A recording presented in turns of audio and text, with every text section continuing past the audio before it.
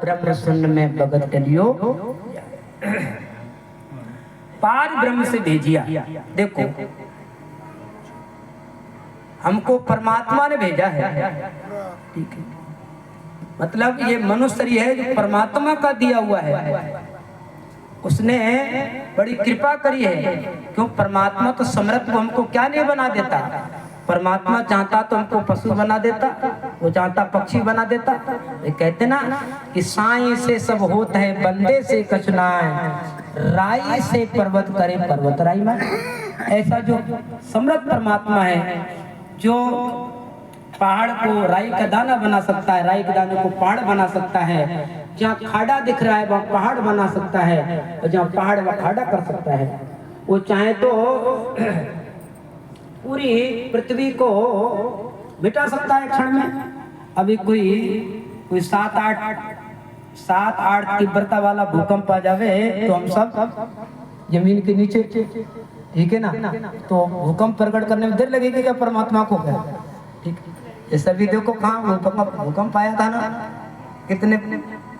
तो परमात्मा को इस सृष्टि को मिटाने में समय नहीं लगता है, रचना करने में एक क्षण में बना देते, एक दिन में मिटा देते।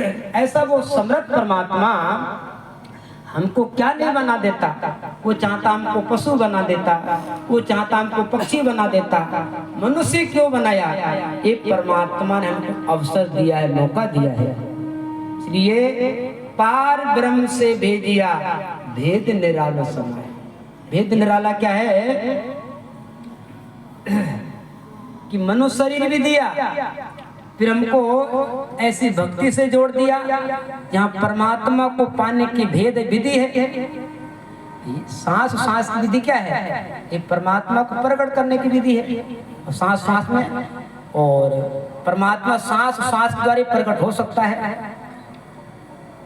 प्रमाण दिया है वहां पर सोने, जैसे भाई देखो परमात्मा सर्वत्र सब जगह है, हमारे शरीर के अंदर भी है, तो उसको प्रकट करने के लिए एक ही साधन है, वो है सांस सांस।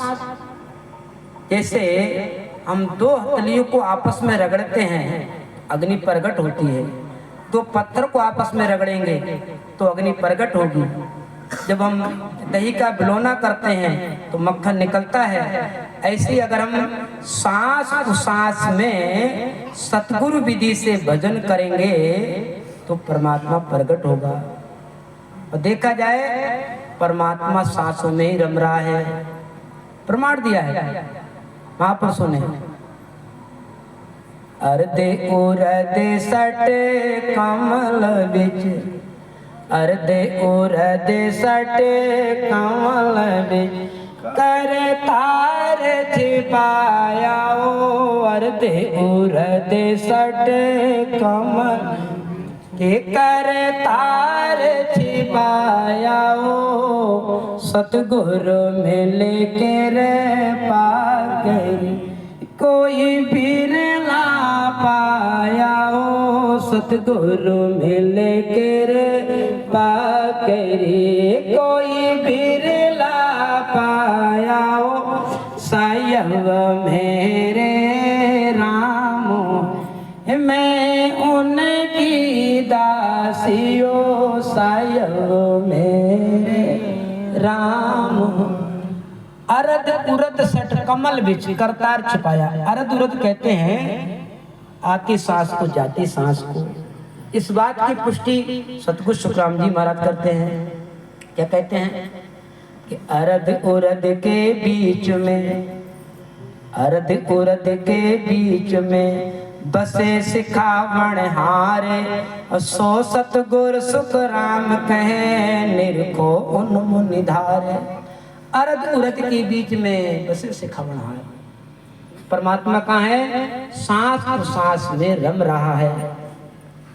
इस सांस और सांस में सतगुरु विधि से सुरती और मन लगा करके अगर हम स्मरण करें, ध्यान करें, तो हम परमात्मा को इसी मनुष्य शरीर में प्रकट कर सकते हैं। इसलिए पार ब्रह्म से भेजिया वो भेद निरालो समय।